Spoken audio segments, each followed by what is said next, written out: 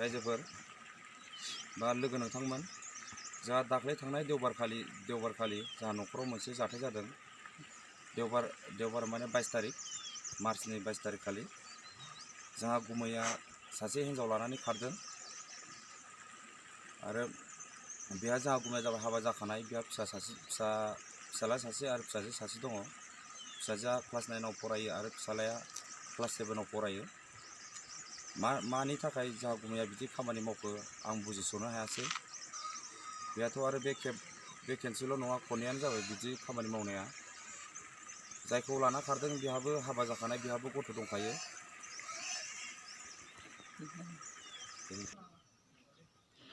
बेनो रायजोफोर हिन्जाव लाना खारग्राया।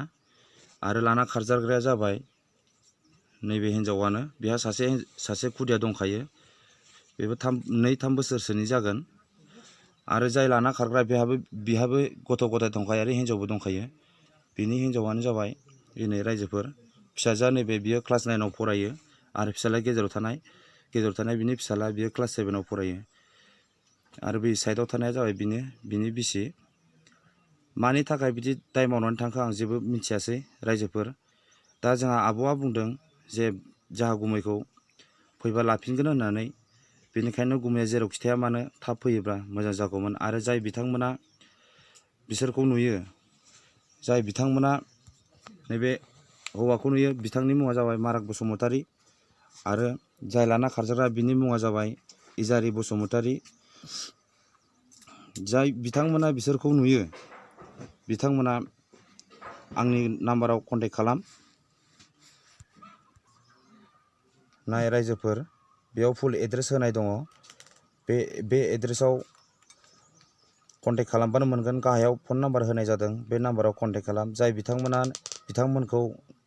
बिथांमोनखौ जोंनो खोन्थाहरनो हागोन बा हमनानै हरनो हागोन, बिथांमोननो जोङो मोनसे बान्था हिसाबै लानाय जादों। बे बान्थायानो जाबाय 10,000।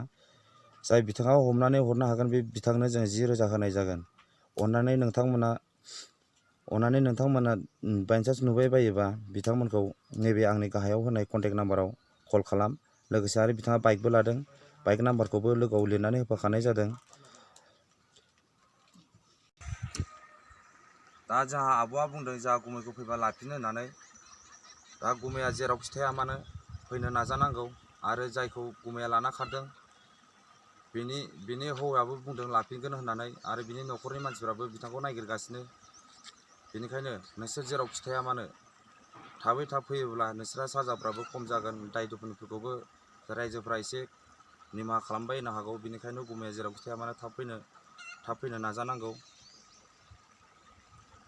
आरो जोंहा गुमैया 80,000 फैसा लानानै खारदों।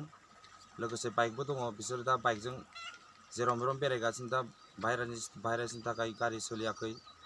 दा बिसोर जानांगौ खाथि खालायाव थानो हागौ। जे लोगो नोंथांमोन, जुदि नोंथांमोना बिथांमोनखौ नुयोब्ला आं दहायनो एड्रेस होखादों आरो गाहायाव कन्टेक्ट नाम्बार होदों। बे कन्टेक्ट नाम्बाराव कल खालामनांगौ। बाइचान्स नुयोबा कल खालाम। आरो नोंथांमोना जुदि हमनानै दोननो हायोब्ला आं नोंथांमोननो बान्था हिसाबै 10,000 होनाय जागोन। लोगोफोर एसे खबर ला नोंथांमोन।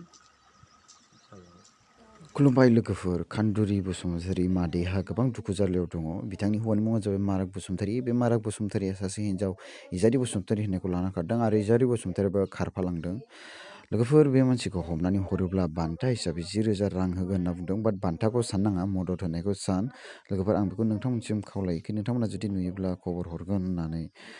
लोगोफोर, बे मानसिया खेबसेल' नङा खेबनै खेबथाम जाबाय होननानैबो बुंदों। स' नोंथांमोना प्लिज अननानै मदद खालाम बे मादै खान्दुरि बसुमतारीखौ।